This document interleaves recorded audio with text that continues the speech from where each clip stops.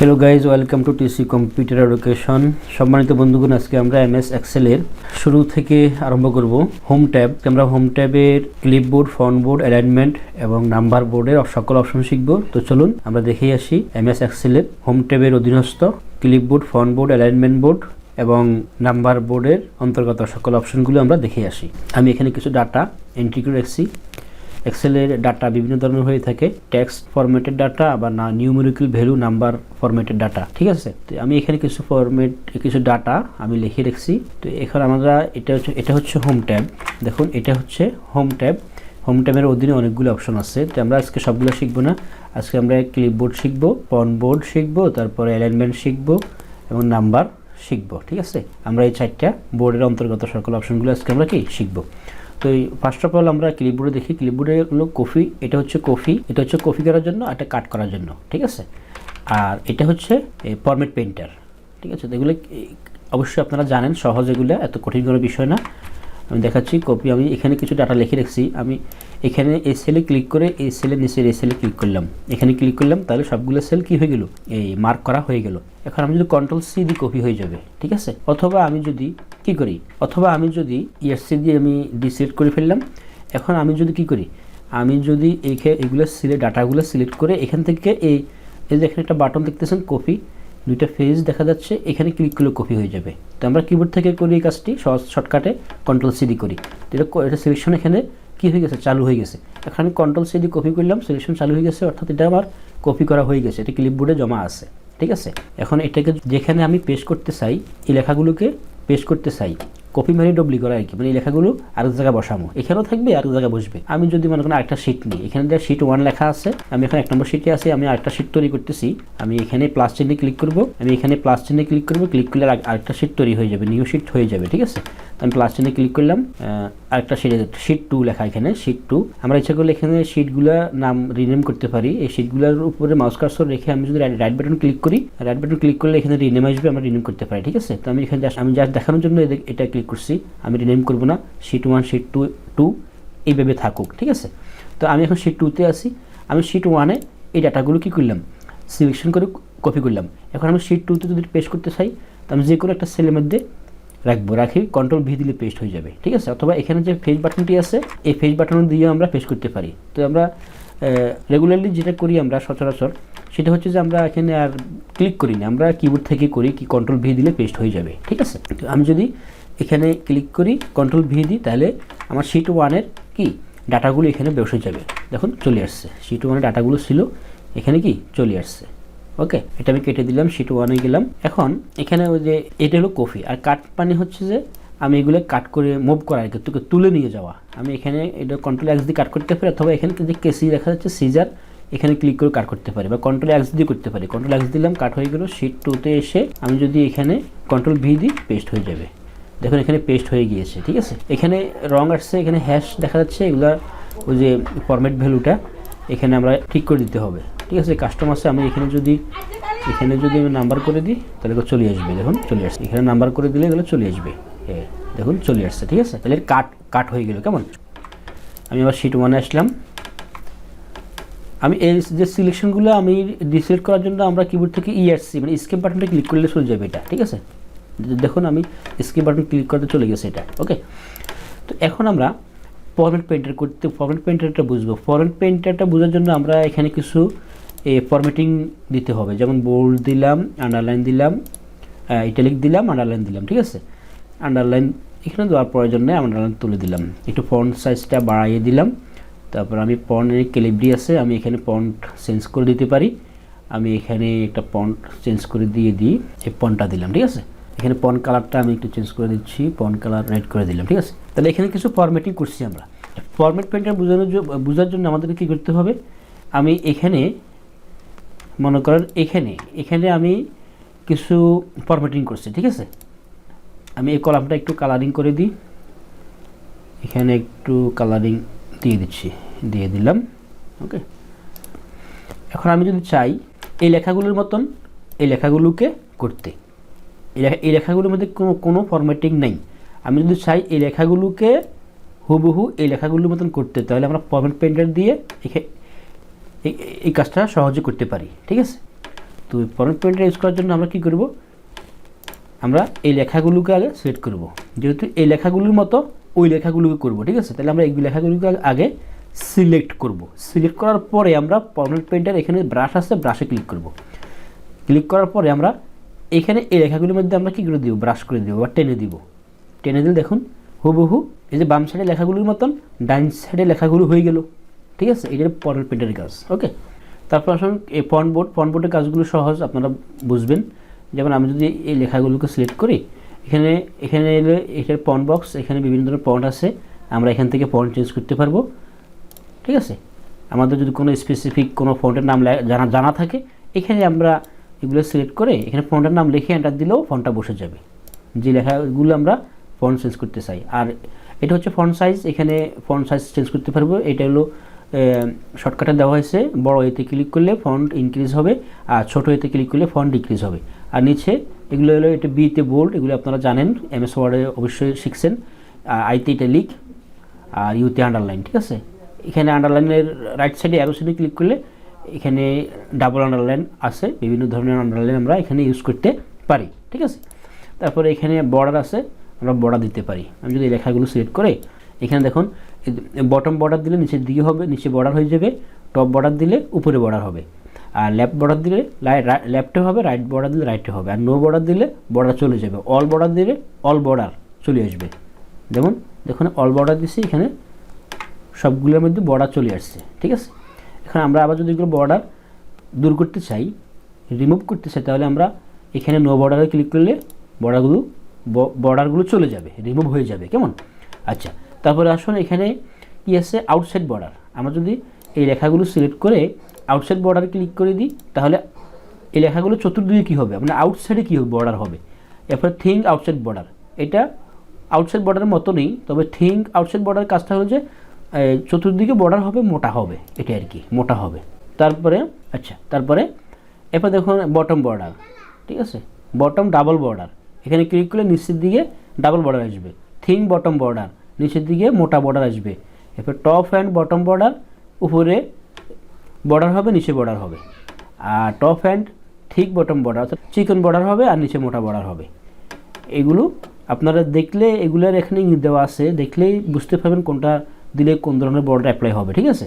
এখানে top and double bottom border, অর্থাৎ এইটাতে আমি যদি অ্যাপ্লাই করি, এটাকে অ্যাপ্লাই করলে আমাদের যেই ডাটাগুলো সিলেকশন করা থাকবে বা যে সেলগুলো সিলেকশন করা থাকবে, সেই সেলগুলোর উপরে একটি বর্ডার হবে আর নিচে ডাবল বর্ডার হবে, ঠিক আছে। দেখুন top and double bottom border, অর্থাৎ বটমে ডাবল বর্ডার হবে।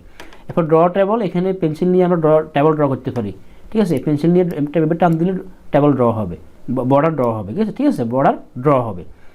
তারপরে এখানে এই ড্র বর্ডার গ্রিড, আমি যদি এই ড্র বর্ডার গ্রিড অপশনটা নিয়ে টান দিই, তাহলে প্রত্যেকটা সেলকে বর্ডার করে নিয়ে আসবে, অল বর্ডার সিস্টেমটা আর কি, অল বর্ডার নিয়ে হবে এটা, ঠিক আছে। গ্রিড বর্ডার যেটাকে বলে গ্রিড, প্রত্যেকটা সেলের মধ্যে চতুর্দিকে বর্ডার হয়ে যাবে। তারপরে নিচে কি আছে দেখি, হ্যাঁ, ইরেজ বর্ডার।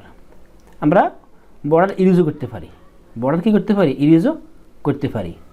যেটা আমি একটু দেখাচ্ছি, নো বর্ডার দিলে বর্ডার চলে যায়, আবার ইরেজ বর্ডার দিয়ে আমরা আমাদের কাস্টমভাবে ইচ্ছে মতো বর্ডারকে ইউজ করতে পারি। মনে করুন আমি এখানে এগুলোতে কী দিলাম, এইগুলোতে বর্ডার দিয়ে দিলাম, ঠিক আছে, এগুলোতে এখন বর্ডার আছে, কেমন। তো এখন আমি যদি ইরেজ বর্ডার নিই, আমি ইরেজ বর্ডার নিয়ে আমি মনে করেন এইগুলোতে বর্ডার রাখবো না, তাহলে এগুলো মুছে দিতে পারি। দেখুন এগুলো মুছে দিলাম, এগুলো বর্ডার চলে গেল, ঠিক আছে। আচ্ছা, তারপরে হচ্ছে যে লাইন কালার বর্ডার, বর্ডারের কালার আমরা চেঞ্জ করতে পারবো, মানে ইচ্ছা করলে আমরা যে বর্ডারগুলো দিব, সেই বর্ডারগুলোর কালার, লাইন কালার চেঞ্জ করতে পারি। যেমন আমি এখানে যদি এই কালারটা দিয়ে দিই, হ্যাঁ, এটা হলো গ্রিন, এই গ্রিন কালারটা নিলাম, নিয়ে আমি যদি এখানে টান দিই, তাহলে গ্রিন কালারটা চলে আসবে, দেখুন চলে আসছে। আমি যদি এখানে যদি রেড নিই, দেখুন যে লাইন কালার বর্ডার রেড নিলাম, এটা নিলাম, এখানে আমি যদি টান দিই রেড আসবে, ঠিক আছে। তাহলে আমরা বর্ডারের লাইন কালারগুলো চেঞ্জ করতে পারি, এখান থেকে কালার ভিন্ন ধরনের কালার নিতে পারি, ঠিক আছে। এরপরে গ্রিড বর্ডার তৈরি করার জন্য আমাদের আরেকটা সিস্টেম আছে, সেটা হচ্ছে যে আমি এই বর্ডারগুলো একটু ইউজ করে দিই, এগুলো ইউজ করে দিলাম, ইউজ হয়ে গেল। আমরা কিবোর্ড শর্টকাটে একটা কাজ করতে পারি, আমি একটু আনি, এই ড্র বর্ডার ফ্যানটা নিলাম, নিয়ে আমি এখন কিবোর্ড থেকে কন্ট্রোল ধরলে এই গ্রিড বর্ডারটা চলে আসবে, অর্থাৎ চতুর্দিকে বর্ডার, বল বর্ডার নিয়ে আসবে আর কি। দেখুন এই কন্ট্রোল ছেড়ে দিলে আবার সিঙ্গেল কলাম চলে আসছে, সিঙ্গেল বর্ডার। আমি যদি কি করি কন্ট্রোল ধরে এই যে ড্র পেন্সিলটা নিয়ে এই যে ড্র বর্ডার পেন্সিলটা নিয়ে আমি যদি কন্ট্রোল ধরে টান দিই, কন্ট্রোল ধরে ড্রাগ করি, তাহলে অল বর্ডার চলে আসবে, মানে গ্রিড বর্ডারটা চলে আসবে। ওকে,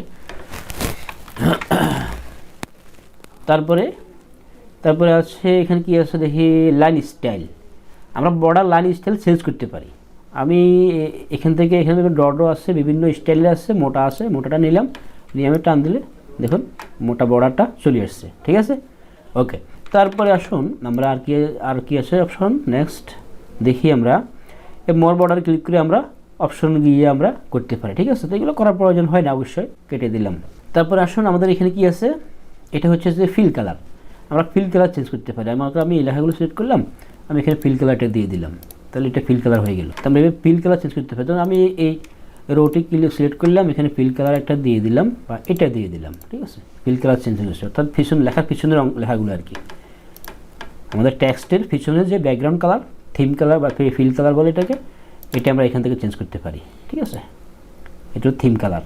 তো আমরা এখান থেকে থিম কালার চেঞ্জ করে নিতে পারি এবং অ্যাপ্লাই করতে পারি। কেমন? তারপর এটা হচ্ছে ফন্ট কালার। যেমন আমি যদি এই লেখাগুলো সিলেক্ট করে ফন্ট কালারে গিয়ে ফন্ট কালার চেঞ্জ করে দিই, তাহলে চেঞ্জ হয়ে যাবে। দেখুন চেঞ্জ হয়ে গেল। ঠিক আছে, এরপরে এখানে অ্যারো বাটন ক্লিক করে আমরা ফন্ট বোর্ডের অপশনগুলো আমরা এখানে পাই, এখান থেকে আমরা করে নিতে পারি।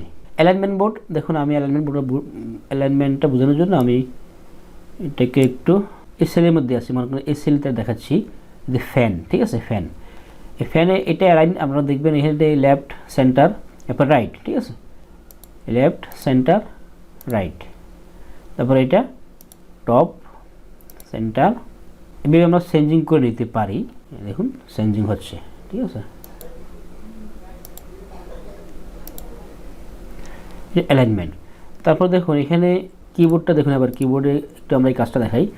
এরপরে কাজটা হচ্ছে এটা কি, এটা হচ্ছে যে ওরিয়েন্টেশন। আমরা এই সেলের ভিতর লেখাগুলোকে আমরা রোটেশন করতে পারি, উপর থেকে নিচে, নিচ থেকে উপরে, আড়াআড়ি, খাড়াখাড়ি, এভাবে আমরা করতে পারি। কেমন? যেমন আমি এখানে মনে করেন ক্লিক করলাম, এই কিবোর্ড সেলে ক্লিক করলাম, ক্লিক করে আমি এখানে ওরিয়েন্টেশনে গিয়ে যদি অ্যাঙ্গল দিয়ে দিই, তাহলে অ্যাঙ্গল হয়ে যায়, দেখুন কোনাকুনি হয়ে গেল। ঠিক আছে, এরপরে দেখুন অ্যাঙ্গল ক্লকওয়াইজ দিলাম, এদিক থেকে হয়ে গেল। তো এইভাবে আমরা এগুলো আমাদের বিভিন্ন রুটিন, বিভিন্ন শিট, হ্যাঁ, বিভিন্ন লিস্ট তৈরি করতে লাগে। এই অ্যাঙ্গলগুলা ওরিয়েন্টেশনে অ্যাপ্লাই করা লাগে।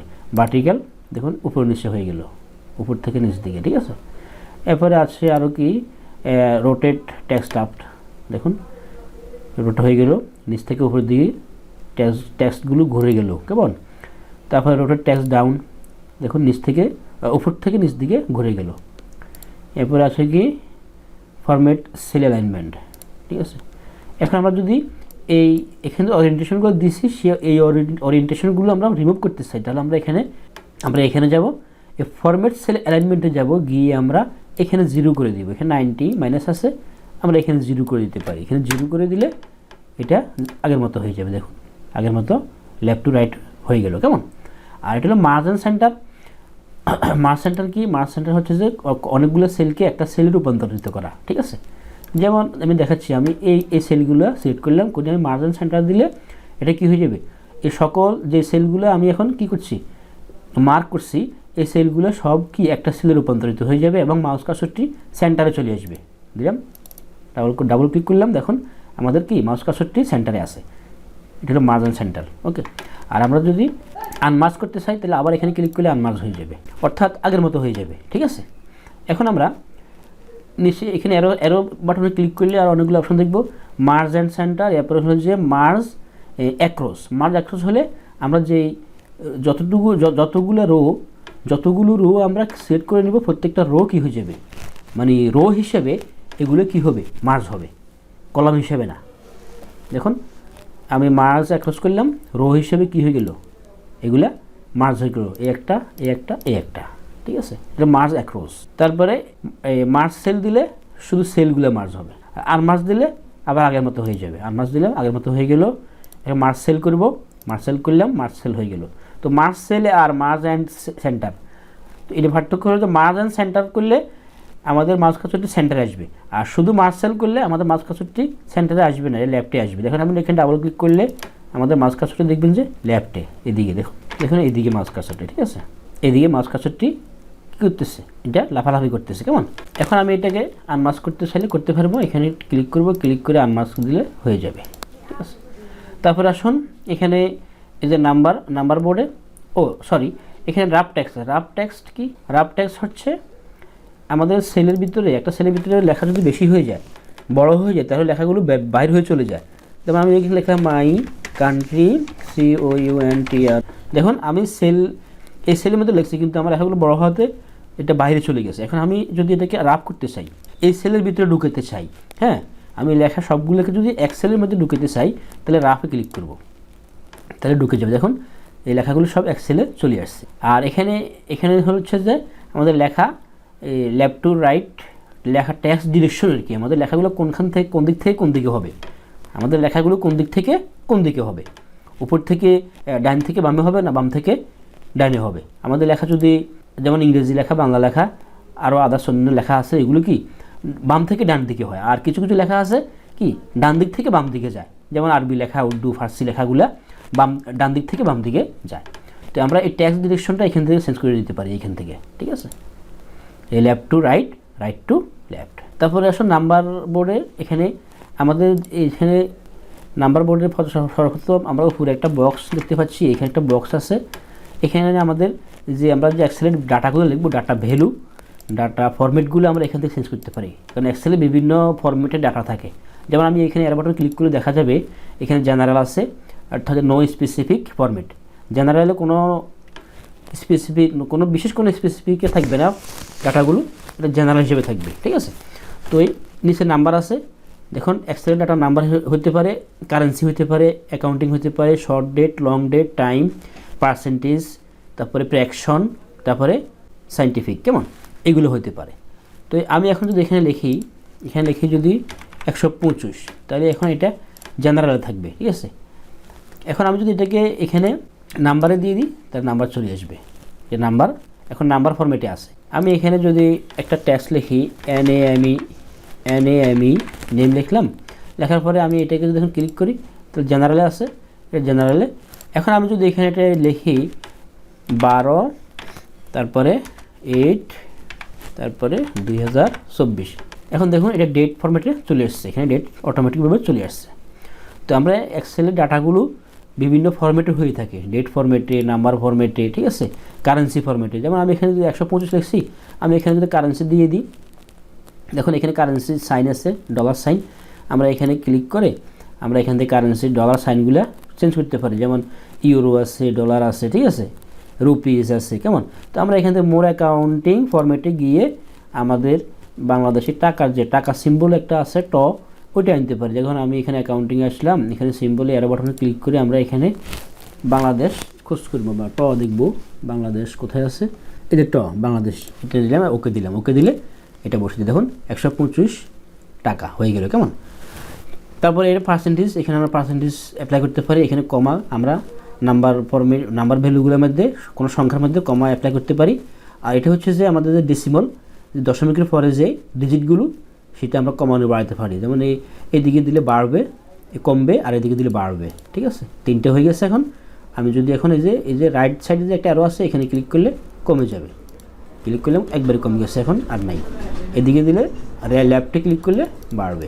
এই হলো আপনার কি, এই হলো হোম ট্যাবের অধীনস্থ clipboard, font board, alignment board, number বোর্ডের এই অপশনগুলো। এগুলো প্রায় MS ওয়ার্ডের মতন অনেকগুলো সেম। তারপরেও একটু প্র্যাকটিস করে নেবেন, প্র্যাকটিস করতে হবে আমাদেরকে। আর আমার চ্যানেলে যদি নতুন হয়ে থাকেন, তাহলে অবশ্যই চ্যানেলটি সাবস্ক্রাইব করে বেল আইকন ক্লিক করে রাখবেন। টিউটোরিয়ালটি বুঝতে যদি কোনোখানে অসুবিধা হয়, তাহলে অবশ্যই কমেন্ট করবেন। কমেন্ট করলে ইনশাল্লাহ আমি আপনাদের হেল্প করব। থ্যাঙ্কস ফর ওয়াচিং দিস ভিডিওটি দেখার জন্য আপনাকে অসংখ্য ধন্যবাদ। আল্লাহ হাফিজ।